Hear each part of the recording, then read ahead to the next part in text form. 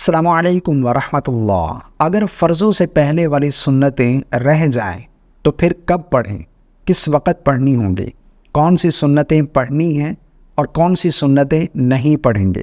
فرضوں سے پہلے مثلاً فجر کے 2 رکعت فرض ادا کرنے سے قبل 2 رکعت سنت، یا پھر اسی طرح ظہر کے فرضوں سے قبل 4 رکعت سنت، یا عصر کے فرضوں سے پہلے والی جو 4 رکعت سنت ہیں، یا پھر عشاء کے فرضوں سے پہلے والی جو 4 رکعت سنت ہیں، اگر یہ رہ جائیں تو پھر کب پڑھیں گے، کس وقت پڑھیں گے، کون سی سنتیں پڑھنی ہیں، کون سی سنتیں نہیں پڑھیں گے۔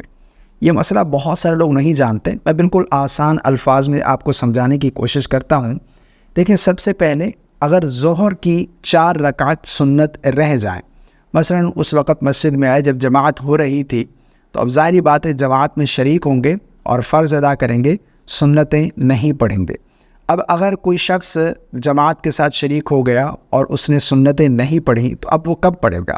تو اس بارے میں علماء بیان فرماتے ہیں کہ وہ فرض ادا کرنے کے بعد جو 2 رکعت سنت ہیں وہ ادا کرے گا، اس کے بعد پھر یہ پہلے والی 4 رکعت سنت ادا کرے گا۔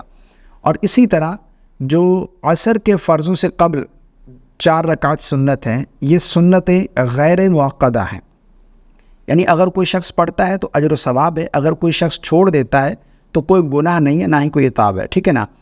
اب عصر کے فرضوں سے قبل اگر کسی نے یہ 4 رکعت سنت ادا نہیں کی تو عصر کے بعد وہ یہ سنتیں نہیں پڑھے گا، کیونکہ عصر کے بعد نوافل پڑھنا یہ مکروہ ہے، ٹھیک ہے نا۔ تو اب اگر پہلے پڑھ لی تو صحیح ہے، اگر نہیں پڑھ سکا تو عصر کے فرضوں کے بعد یہ سنت نہیں پڑھے گا، ٹھیک ہے نا۔ اور اسی طرح جو عشاء کے فرضوں سے قبل 4 رکعت سنت ہے، یہ بھی سنتیں غیر مؤکدہ ہیں، پڑھے گا تو اجر و ثواب ہے، بہت ہی زیادہ اجر و ثواب ہے، اگر نہیں پڑھے گا تو کوئی گناہ نہیں ہے۔ لیکن اگر کوئی شخص بعد میں پڑھنا چاہتا ہے تو پڑھ سکتا ہے، کیونکہ نوافل رات میں عشاء کے بعد سے لے کر صبح طلوع فجر تک پڑھے جا سکتے ہیں، ٹھیک ہے نا۔ تو آپ رات میں کسی بھی وقت پڑھ سکتے ہیں، یہ نوافل ہوں گے، ٹھیک ہے نا۔ اور اسی طرح فجر کی جو 2 رکعت سنت ہیں، ان کی بہت ہی زیادہ تاکید آئی ہے، ٹھیک ہے نا۔ بلکہ ایک حدیث پاک کا مفہوم ہے کہ اگر دشمن تمہارے سر پر ہو پھر بھی تم یہ سنتیں ادا کرو، ان کو مت چھوڑو، ٹھیک ہے نا۔ تو اس لیے علماء بیان فرماتے ہیں کہ اگر تو وقت ہے، یعنی جماعت ہو رہی تھی، ٹھیک ہے نا، اگر اس کو یقین ہے کہ وہ جماعت کو پا لے گا، یعنی امام کے سلام پھیرنے سے پہلے وہ جماعت میں شریک ہو جائے گا، تو وہ کہیں سائیڈ میں کھڑا ہو کر جو ہے وہ 2 رکعت سنت ادا کرے۔ لیکن اگر اس کو لگتا ہے کہ وہ جماعت چھوٹ جائے گی اس سے، یعنی اس کی سنتیں ادا کرنے سے پہلے جماعت ہو جائے گی، تو پھر یہ سنتیں چھوڑ دیں، پہلے فرض ادا کرے۔